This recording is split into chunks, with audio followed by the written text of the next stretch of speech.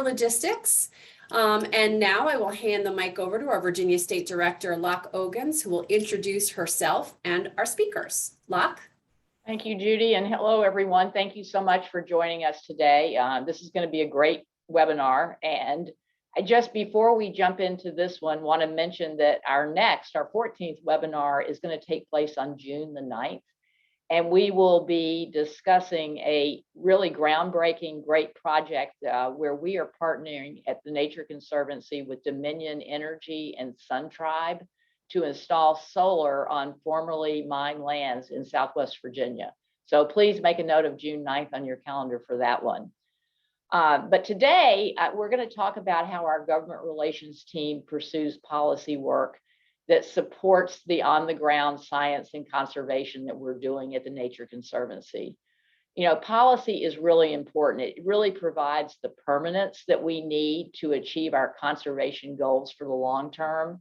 And one of, in my opinion, TNC's greatest strengths is our nonpartisan approach to policy work. We will work with both sides of the aisle in pursuit of our conservation goals. And today you're going to hear from two wonderful members of our government relations team, Zachary Sheldon and Lena Lewis, and learn more about how our chapter is working across agency, political boundaries, and organizational boundaries to achieve both practical and ambitious conservation solutions and climate initiatives just to help us achieve our goals. Zachary is our government relations associate, and he engages with state and federal legislators, executive agencies, and partner organizations to further our mission of seeing people and nature thrive in Virginia. And Lena is our energy and climate policy manager, and she focuses on state level policy that can lead to substantial reductions in greenhouse gas emissions and other climate initiatives.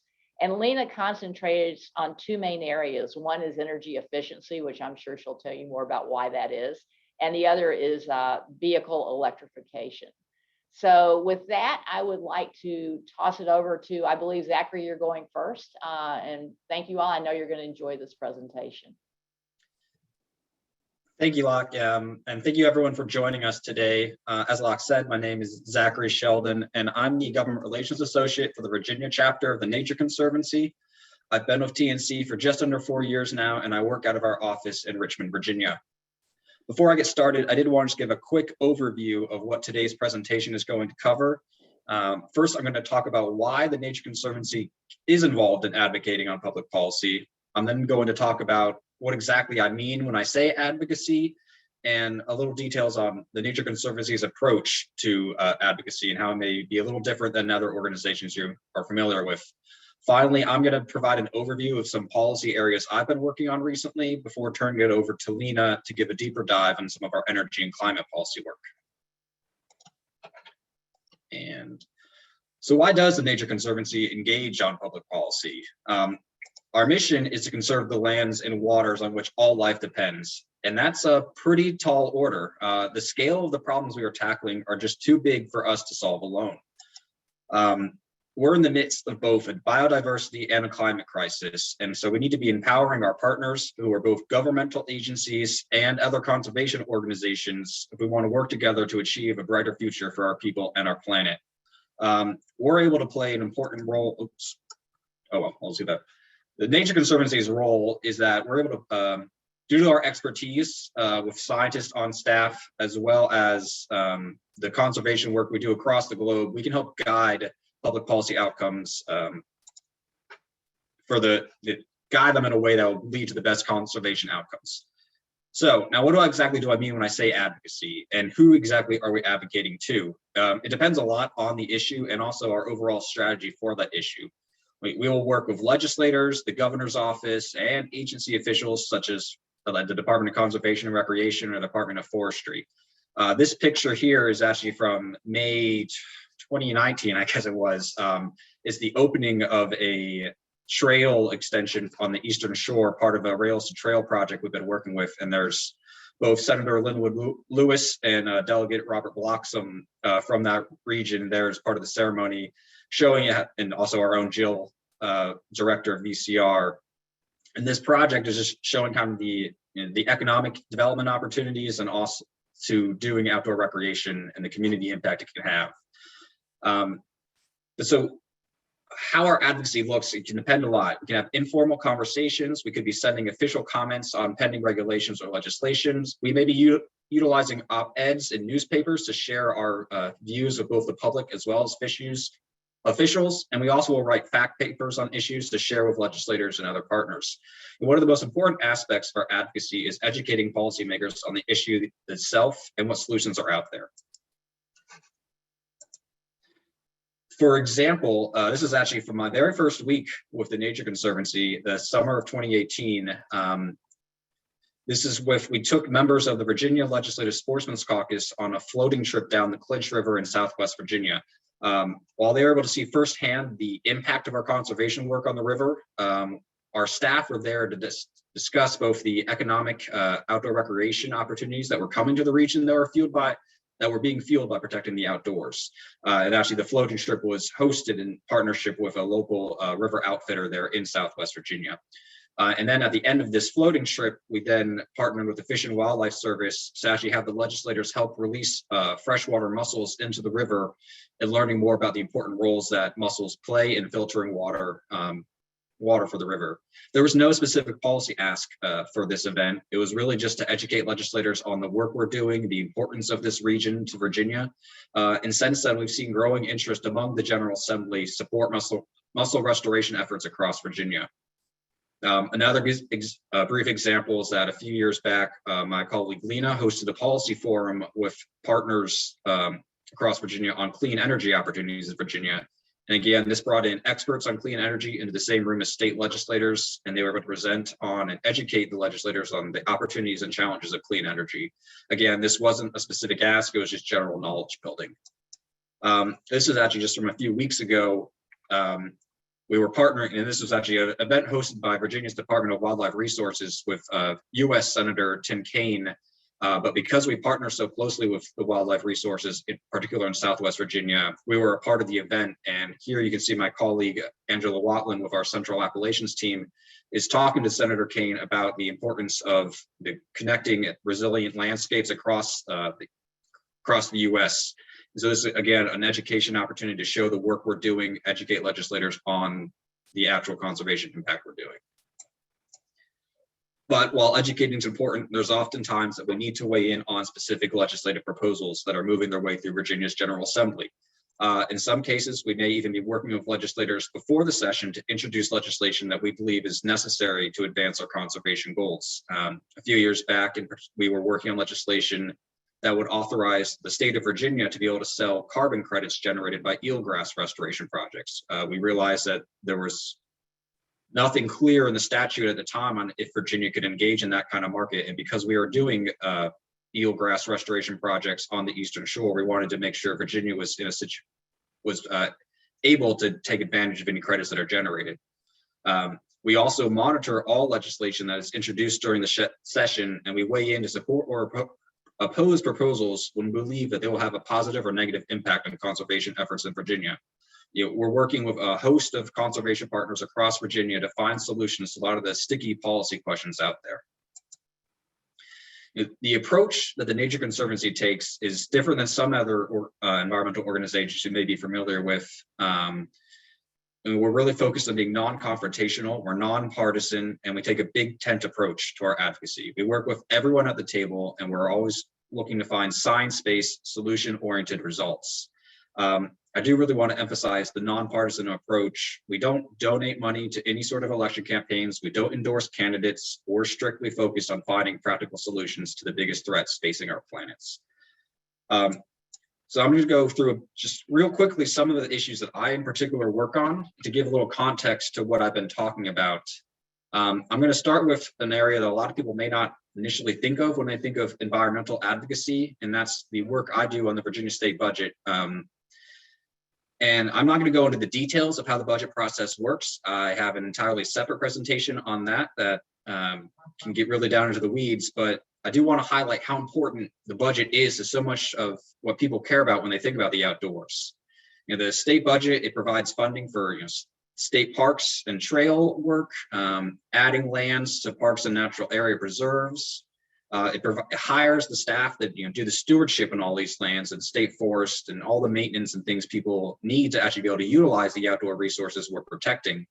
And we also rely on those agency staff to partner with for our own conservation work. In particular, I think of the controlled burns we do. We partner with agency staff, and oftentimes we need to make sure they're getting enough funding to hire the staff they need to help us with that. And they do these kind of works. They also do their own conservation projects that we're supportive of, both partners and agencies, to protect endangered species like the red-cockaded woodpecker or mussel restoration projects. But money is finite, so it's always important for us to be reaching out to legislators and educating them on how important and impactful this funding is. One area in particular we focus on is the Virginia Land Conservation Foundation, which provides grants to nonprofits like us and other groups to purchase open spaces and other environmentally important lands. Now, this is just a map. It kind of highlights how across Virginia, where some of these projects are located, and I believe it's the number of projects based off the number in the circle and the region it's in. This is a program we're very supportive of. We've relied on it for many of our own projects. Projects can include open spaces for parks, forest, agricultural easements, historic resources. It's one of the most effective land conservation tools we have in Virginia. And we've been making a lot of progress on it over the years in getting legislators interested and understanding the importance of the funding. When I first started with TNC, there were years that the budget actually provided $0 for this program. And I just want to note that it's a matching grant. So by not funding it, you're also missing on bringing out other funding from other organizations to go to land conservation. So while in the past we've had years of $0 allocated to it, we're currently awaiting the final budget for the upcoming 2 years. But even in the lowest proposals we've seen, it's at $10 million per year, and some of the proposals include up to $40 million. This is huge progress, and we're seeing a lot more buy-in on the importance of land conservation. Another area I've been working on over the years here at the Nature Conservancy is wildlife corridors and connectivity. And this is a map from our I'm not blanking on the actual map name, but what this shows is the migration paths of plants, animals, fish, birds, amphibians, as they migrate through the US. And you can kind of see where there's a big convergence on the western parts of Virginia through the Appalachians. We're a very important part of the wildlife corridor network.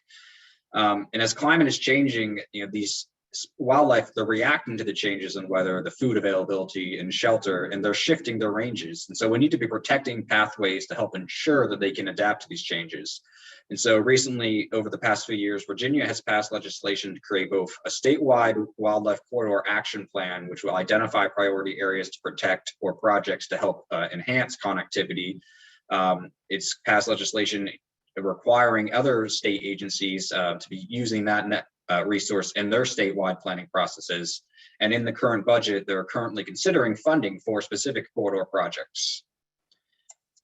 The last area I'll talk about is our work on coastal and flooding resilience, both from sea level rise and increased storm precipitation.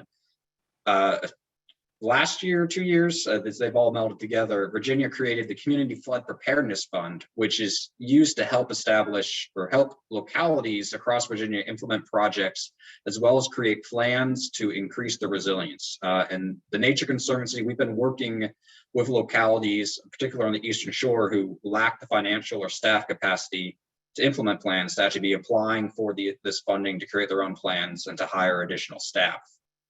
With that, I'm going to turn things over to Lena, and she can talk more about our climate and energy work before we then open things up for questions. And let me stop my share. Thanks, Zachary. I will start sharing my screen.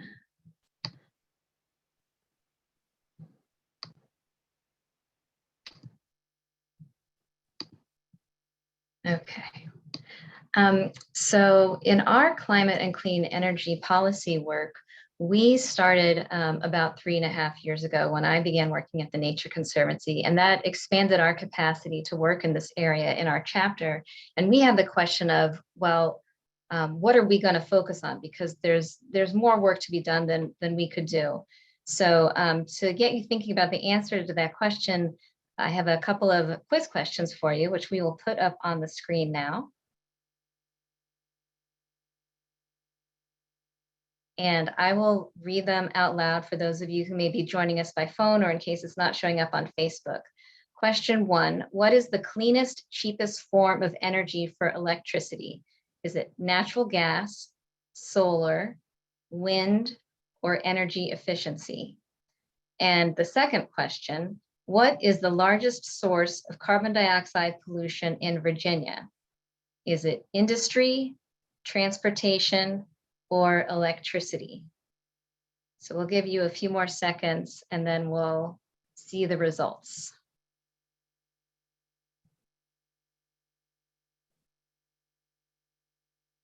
Okay, let's go ahead and close the poll and see what people said.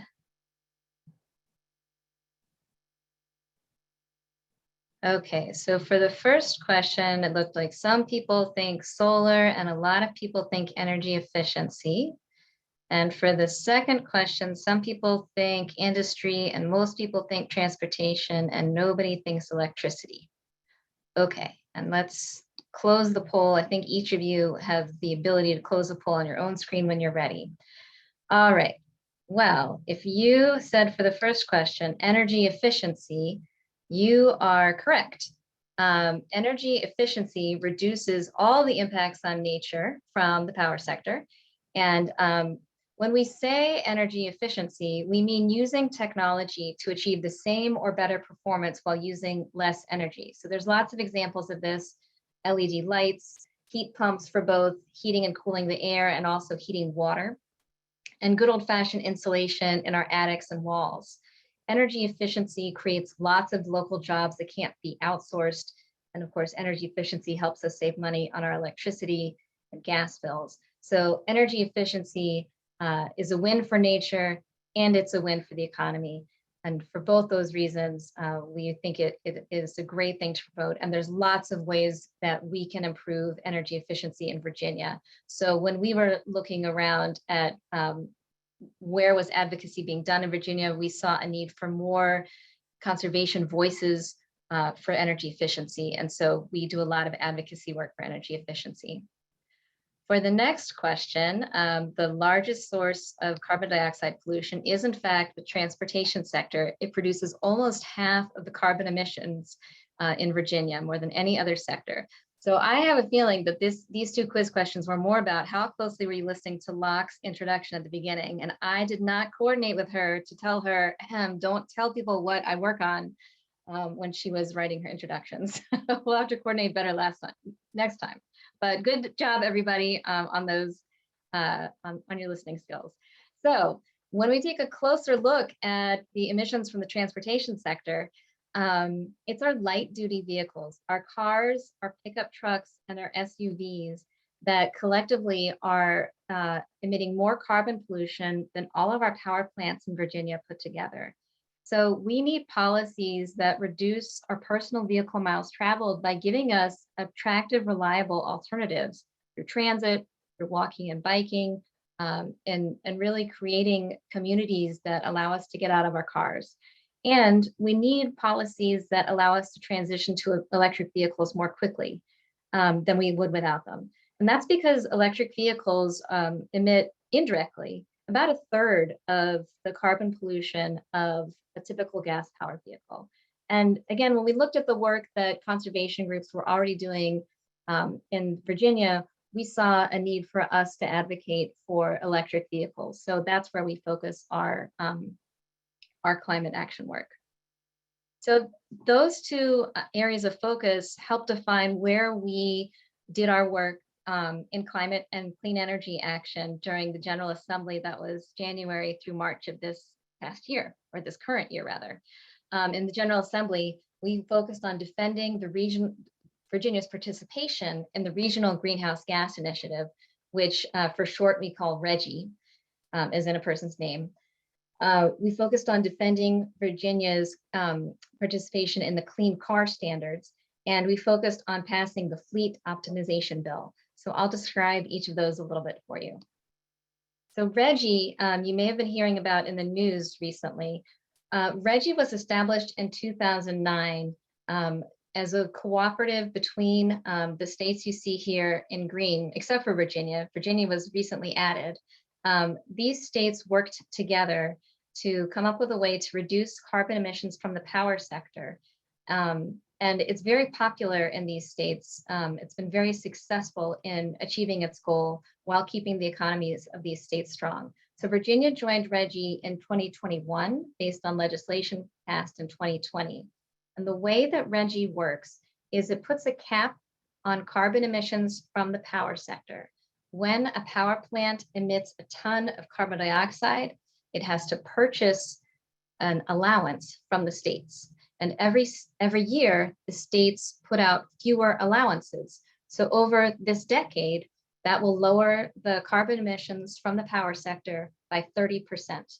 And because these allowances are being sold, it does a couple of things. When a power plant has to pay to pollute, it creates incentives for that company to start thinking about how they can pollute less, because now it costs them money to pollute.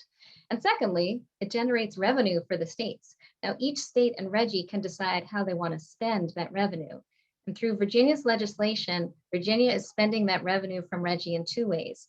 Half of it is going to energy efficiency programs for low-income households, and half of it is going to programs for localities to reduce the risk of recurrent flooding, with an emphasis on nature-based solutions.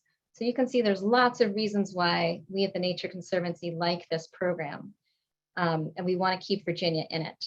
During this past General Assembly, there were several bills put forward to remove Virginia's participation from RGGI, and thankfully all of these bills were defeated. We expect more legislative attempts to repeal Virginia's participation in the future, and we will continue to advocate for Virginia to stay in RGGI. Governor Youngkin has also made it very clear that he wants Virginia to stop participating in RGGI, and he's exploring ways to do so administratively, and we will continue to advocate to him as well that RGGI is very solid policy and that we should stay in it. Our second General Assembly priority was defending the clean car standards. This was legislation that was passed in 2021, and the Nature Conservancy was a core part of the leadership of the coalition that worked to get this legislation passed. The states that are colored in on this map are clean car states, and thanks to this legislation, Virginia will become a clean car state in 2024. And what this will allow is to make it easier for customers in Virginia to purchase electric vehicles in Virginia. Manufacturers prioritize sending more makes and models of electric vehicles to clean car states, and the ones that are in gray on this map miss out. So starting in 2024, it'll be easier to get an electric vehicle in Virginia. Customers can still buy conventional gas-powered vehicles, but on average, the gas-powered vehicles will pollute less as well. So by one estimate, because Virginia is a clean car state, by 2040, that means that we will cumulatively remove 48 million tons of carbon dioxide from the atmosphere, or that's 48 million tons that will not have been emitted. So it's really important that we keep this status as a clean car state. We had a couple of pieces of legislation put forward this year to repeal that status, and thankfully, again, those were defeated. So it was nice that we were doing more than just play defense. We also worked on a bill called the Fleet Optimization Bill. This was a bill to allow the state to lead by example and to use our tax dollars wisely. So this bill states that when a state agency procures a new vehicle, it must consider the total cost of ownership over the whole lifetime of that vehicle, not just the upfront sticker price. So that includes the fuel costs, maintenance, repair, the resale value, the whole package. And the state has to compare the cost of the conventional gas-powered vehicle to an equivalent electric vehicle. And in cases where the total cost of ownership of the electric vehicle is less, the bill says the state agency must procure the electric vehicle. And the bill has exceptions for law enforcement and emergency vehicles and other cases where it's just not practical for an EV to be used in certain cases. So we worked for months on this bill, and the top row of logos there were our partners from other environmental groups, and the bottom row were our coalition partners from non-environmental groups. coalitions are really important to us, and it's also really important to us that we work with non-environmental groups as much as possible. And I'm very happy to say that the fleet optimization bill was passed in both the Senate and the House of Delegates with 100% bipartisan unanimous support. So then it went to the governor's desk for signature. And typically when a bill gets passed unanimously, it gets signed by the governor. But the General Assembly process is full of surprises, and the governor did not sign it. He sent it back to the General Assembly with 4 suggested amendments. And those amendments are being considered today, possibly even right now during this webinar. If the legislature votes to accept those amendments, it would gut the bill. It would make the bill meaningless and possibly make it even harder for state agencies to purchase an electric vehicle than if the bill had never been passed. So the outcome we are hoping for is that the first 3 amendments are rejected by the legislature and the 4th amendment is accepted. I put the bill number on the slide, SB 575 by Senator Mason, in case you're interested to follow the outcome. And we'll have to see what the legislature decides. So if anything that Zachary and I have said today has seemed important to you, I hope you'll let your state legislators know. Your constituent voice matters. It matters to them a lot, more than my voice matters to them, honestly. So please let them know what issues are important to you. It's not too late or too early to let them know. If you want to know who your representatives are, go to who'smy.virginiageneralassembly.gov.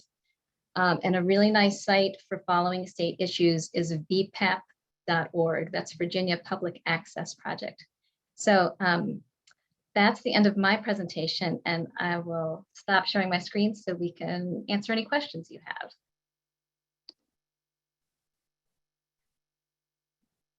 Zachary and Lena, thank you both very much for that interesting conversation about how the Nature Conservancy is an environmental nonprofit navigates the realm of public policy. So we have a few questions from our audience.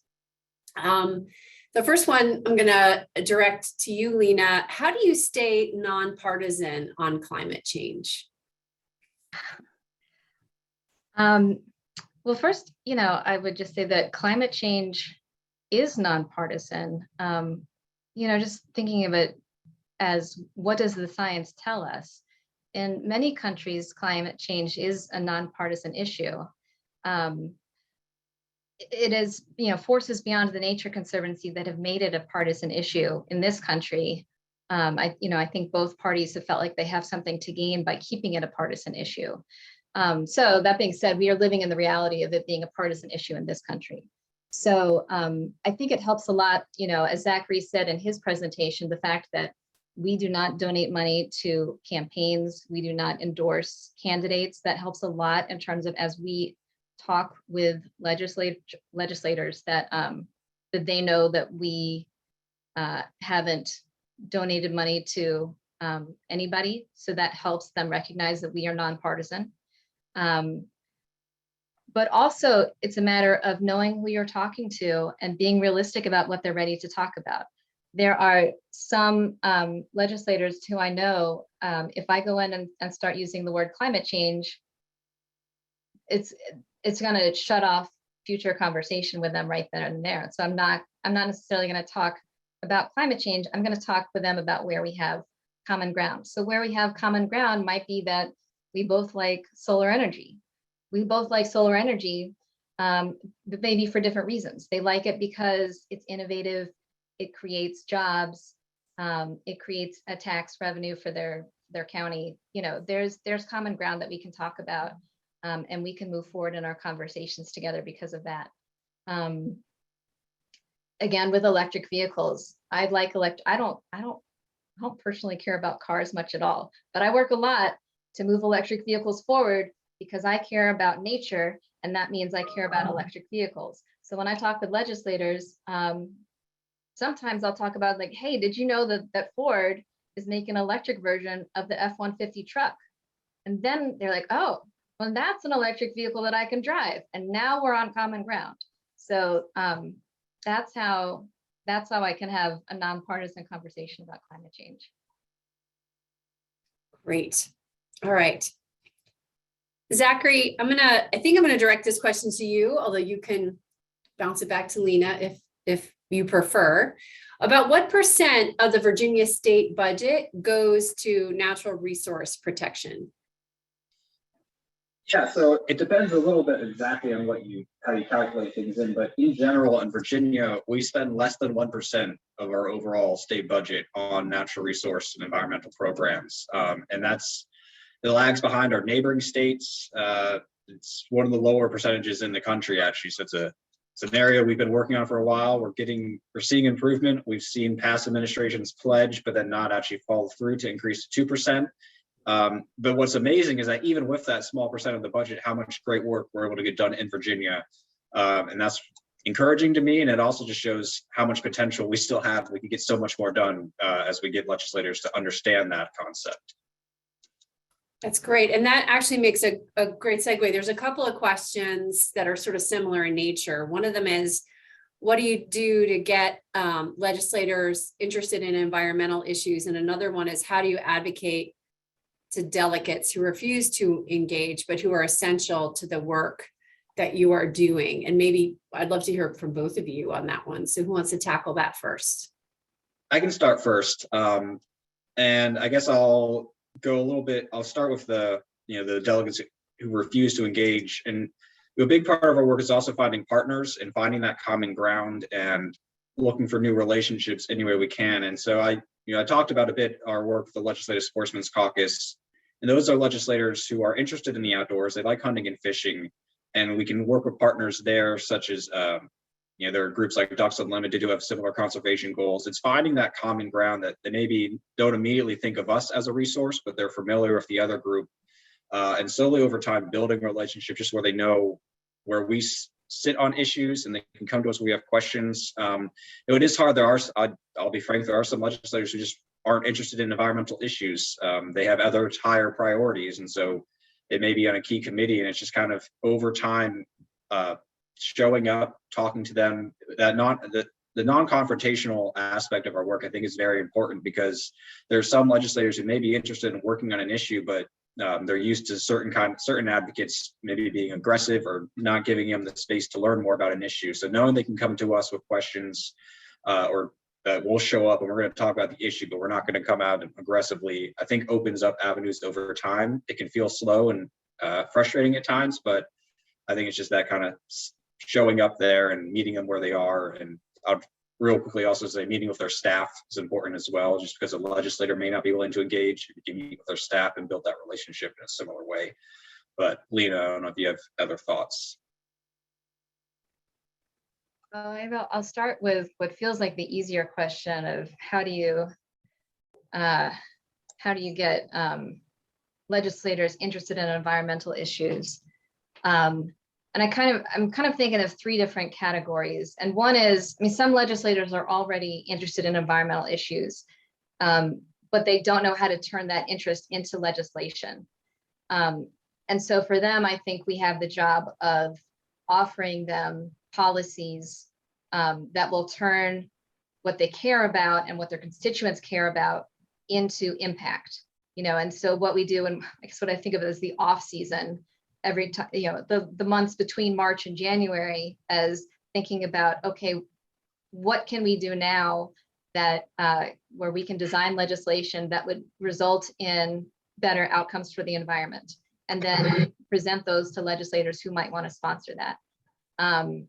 Then we have others who might not necessarily care so much about the environment, but they might care about public health. And so there you can engage them by saying, these bills that for us, our main interest might be about environmental benefits, they also very much have some legitimate public health benefits, and we can put that forward based on those benefits. And then other legislators, you can lead with economic benefits. And those economic benefits might be in the way of job creation, or it might be in the way of helping people save money. And I think job creation tends to catch people's attention more than helping people save money. But those are the kind of things that we've had success with. And then, yeah, it is the case that some delegates just, and senators just don't want to engage. They will generally be polite enough to at least let us talk with a staff member. And so we get a few minutes there. And it's clear sometimes that the staff member just knows they have to stand there and listen to you until you're done talking. And I just hear, well, I'm just going to talk, and maybe something will get through, and maybe not this time, but maybe another time. And sometimes I know ahead of time that I'm going to have to try really hard. So maybe I will actually create a fact sheet that is specific to their district, that puts their district's numbers on it, just to try to catch their attention a little bit. And then, as Zachary said too, like working with our partners, recognizing that sometimes the Nature Conservancy is not the best voice, that somebody else's voice is going to be a better voice, and letting them step forward and we step back. Thank you for that. Thank you for that. It's really interesting to think about what it would be like to be trying to make something happen and trying to figure out what are the key things you need to do to catch a legislator's attention, and really casting the issue that's important to you in a way that makes it clear that it's also important to that legislator, wherever his or her district might be. And then also thinking a lot about who is the right messenger. It's very interesting to think about that. Lena, there's a question, and I'm going to ask this of you because I had a similar experience recently as this audience member had. And I'm sure, I suspect that you've thought a lot about this, but you don't have to give an answer live if you're not ready. So I'm putting Lena a little on the spot here with this slightly wonky question, but we'll give you an out. But the audience member writes that they just registered a 2014 EV driven a few thousand miles a year because it's a low range EV. And I assume that when it was, well, they were charged an extra $109 because it's an EV. And I think this happened to me during vehicle registration, that there's an extra fee placed on EVs and high gas mileage vehicles, I think. So the member notes that vehicle registration fee should be based on vehicle miles traveled and other factors, and the extra fee that's charged for EVs should be comparable to what other drivers are paying for gas taxes. So I just wonder, do you have any thoughts on this that you'd like to share? I got this one. I got this. Okay. I share your pain. Yeah. So, and I have two Priuses, and so they have to pay a partial fee as well for being extra efficient vehicles. And during the pandemic, one of those Priuses sat in the driveway, and I think we've refilled that gas tank maybe 3 times in a year, and even so had to pay the full extra fee for registration. So it was not at all based on how much that wear and tear my hybrid was putting on the road. And as an individual citizen, I felt quite bitter about that. But I will also just say that the fact that legislation for the efficient vehicle and the electric vehicle got passed before the clean car standards did actually helped the clean car standards get passed a little bit, because when we were lobbying for the clean car standards, I would talk to some legislators who would make the argument, yeah, but the electric vehicles aren't paying gas tax, so they're not paying their fair share to maintain the highways. And I could point to this fee that you are paying, and I could say, no, but you already passed this law last year that's making the electric vehicle owners pay their share to fund the highways. So that actually helped a little bit. But I think the larger question is a good question. It's not representative of how many miles these cars are actually traveling, whereas the gas tax is. The more you drive, the more gas you buy, so the more taxes you pay. And there's not something comparable for electric vehicles. You just pay this upfront flat fee when you have to pay your registration fee. So I think what needs to come in the future is something that tracks how many miles your vehicle travels in the state, and then you are going to pay based on that, based on the weight of your vehicle. And it will no longer be tied to how much gas you buy. And that will be for both gasoline powered cars and non-gasoline powered cars. But there's a lot of things to figure out before we do that. Most of all, how do we feel about the government keeping track of how many miles our cars are driving in the state? There's a real privacy issue there. So there's a lot to be hammered out before that goes into place. But I agree with you, ultimately, we will need new legislation to fix that. Not the least of which is that we need more money to cover our the maintenance of our roads and highways and bridges and things like that anyway. All right, well, Lena and Zachary, I apologize to folks. I had a little blip on my internet connectivity, which unfortunate, but here I am.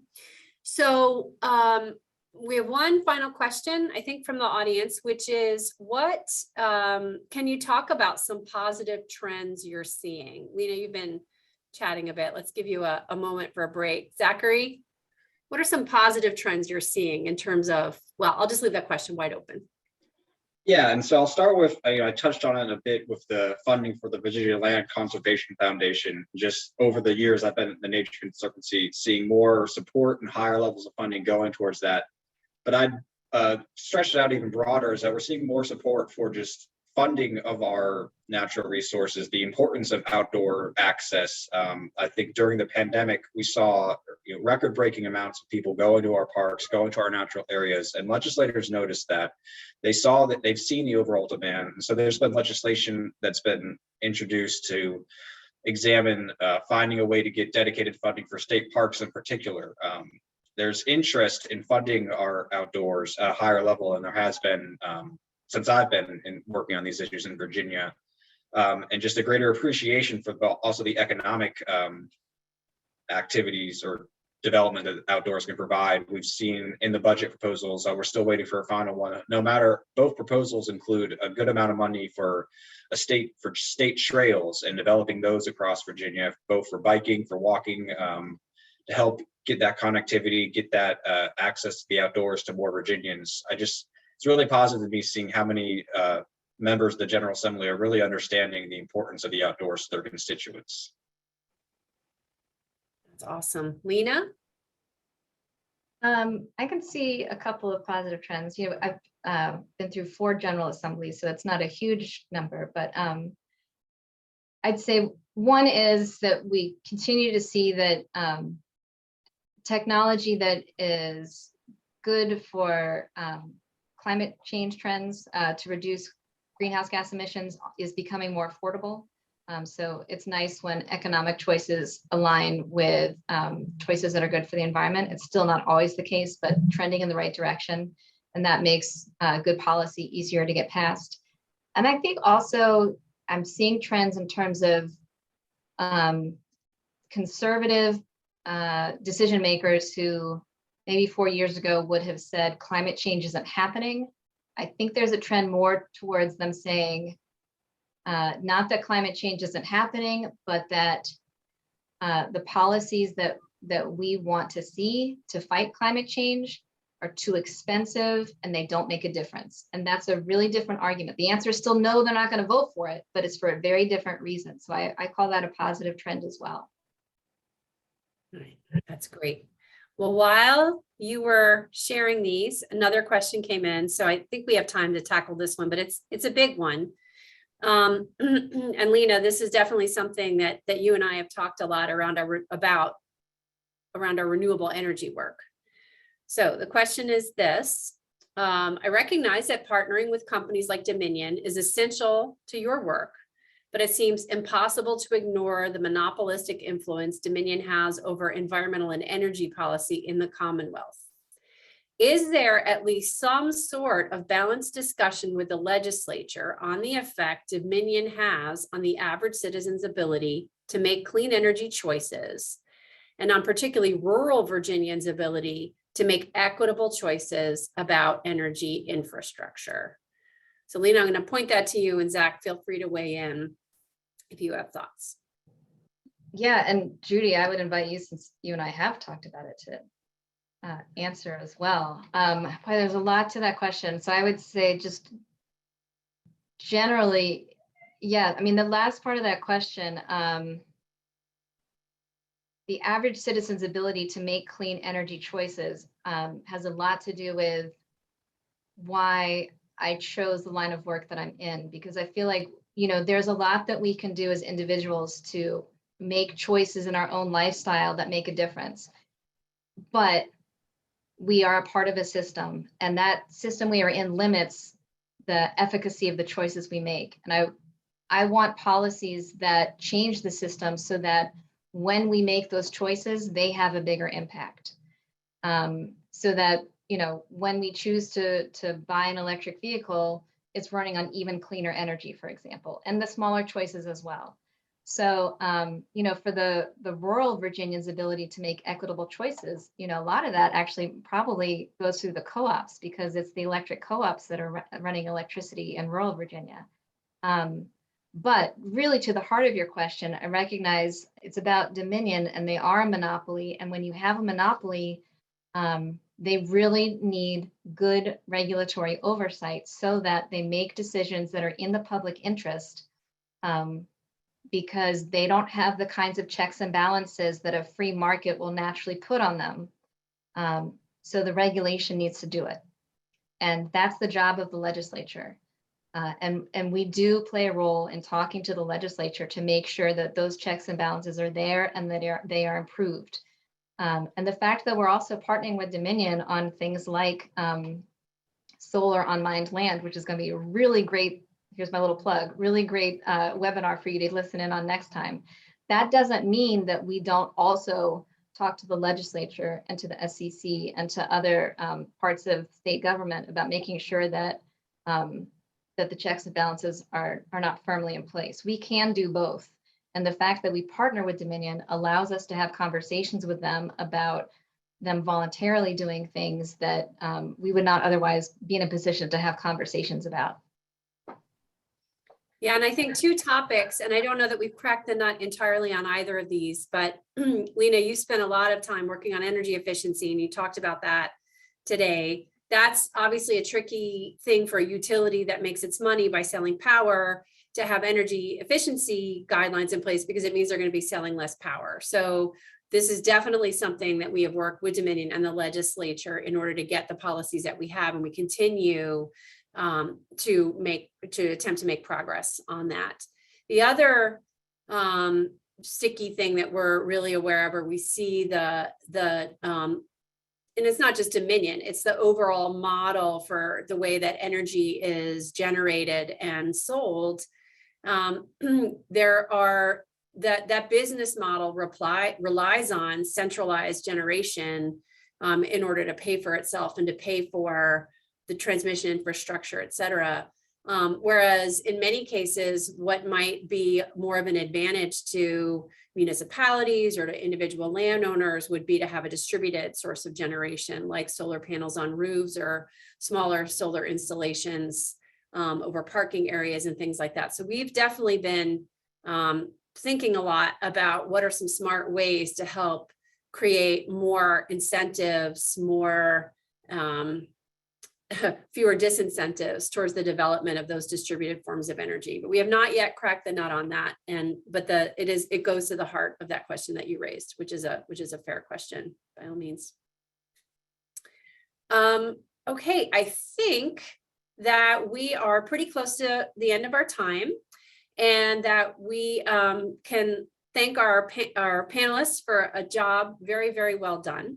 Judy, I do see there's another question that just came up at the bottom. Oh, let's see.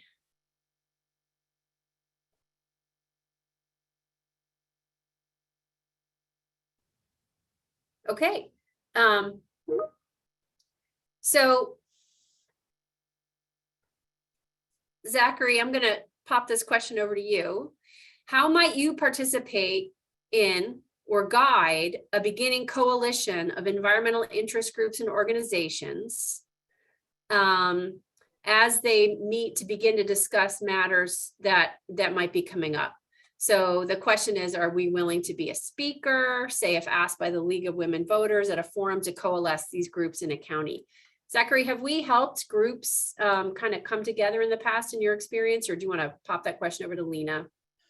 Well, I'll start off with a plug for a group we're a part of that may be a little better suited for this, and it's called Virginia's Conservation Network. And so it's a coalition of groups like the Nature Conservancy and other environmental groups who already organize around that every year they put out a legislative or our common agenda, which highlights the overall Virginia's environmental community's legislative proposals for the coming General Assembly session. And all of those issues have contacts to learn more about the issue. And I would say in general, yeah, so members of those groups can also come out and talk on certain issues. I've talked on certain policy proposals before at others, so it's kind of a case by case situation, but it's something, you know, as issues come up, if you want to reach out to us, we may be able to talk. I will just note that we have to also keep in mind just certain lobbying, depending on what the group's overall outcome is and what we can do. But in general, yes, I'm happy to talk. But maybe Lena isn't. I don't know. No, I think VCN, Virginia Conservation Network, is a great group.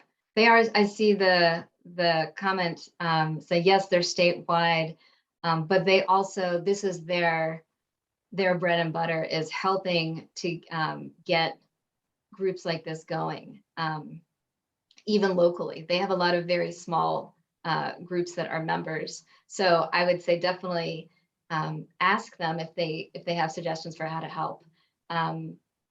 Yes, I am also part of coalitions as well. I represent the Nature Conservancy in coalitions and have helped them as well. So can certainly talk about, you know, what has worked for us. But I just feel like VCN just does it all the time and they'd be such a great resource, and would also be happy to come speak as well. So by all means, be in touch. But yes. Yeah. Okay. Oh, one more. Just want to make sure. Okay. Yep. Nice link to VCN. Thank you. Thank you. Well, okay, with that, we're going to make a wrap. Thank you so much for being with us for this hour today. We really appreciate it. Lena and Zachary, thank you so much for taking the time to share your expertise with all of us. I do want to remind folks once again that on June 9th, we will be hearing from Brad Krebs about the solar on former mine lands, which is a project that we have going on property the Nature Conservancy was able to protect in Southwest Virginia in the Coalfields region. That is sure to be a really fascinating discussion. And I also want to remind you that we will be sharing a recording of today's webinar. There was another question, Lena, somebody wanted a copy of your talks to be able to help get a group organized, maybe related to our last question. But we will be sharing a recording of the webinar, which you are welcome to review yourself and share with others. And I think that is all we have for today. So thank you again so much for taking the time to be with us, and we hope to be with you again soon.